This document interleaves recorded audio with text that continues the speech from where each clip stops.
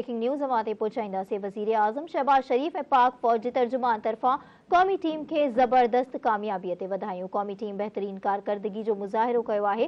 DGISPR अॻूणे वज़ीर आज़म इमरान ख़ान ऐं वॾे वज़ीर सैयद मुराद अली शाह तरफ़ां बि क़ौमी टीम खे वधायूं। जी नाज़रीन, अहम ख़बर बाबति हिकु भेरो ॿीहर अव्हांखे आगाह कंदासीं।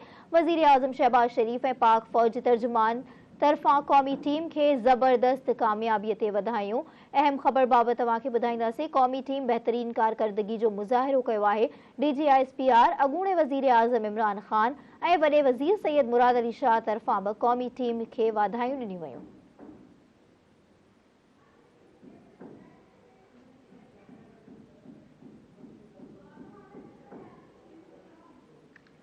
जी नाज़रीन, अहम ख़बर बाबति तव्हांखे हिकु भेरो ॿीहर आगाह कंदासीं। वज़ीर आज़म शहबाज शरीफ ऐं पाक फ़ौज जे तर्जुमान तरफ़ां क़ौमी टीम खे ज़बरदस्त कामयाबीअ ते वधायूं। क़ौमी टीम बहितरीन कारकर्दगी जो मुज़ाहिरो कयो आहे।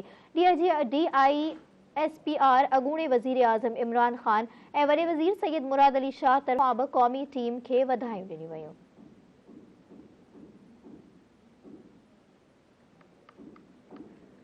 हिकु भेरो ॿीहर नाज़रीन, अहम ख़बर बाबति तव्हांखे आगाह कंदासीं। वज़ीर आज़म शहबाज शरीफ ऐं पाक फ़ौज जे तर्जुमान तरफ़ां क़ौमी टीम खे ज़बरदस्त कामयाबीअ ते वधायूं। क़ौमी टीम बहितरीन कारकर्दगी जो मुज़ाहिरो कयो आहे।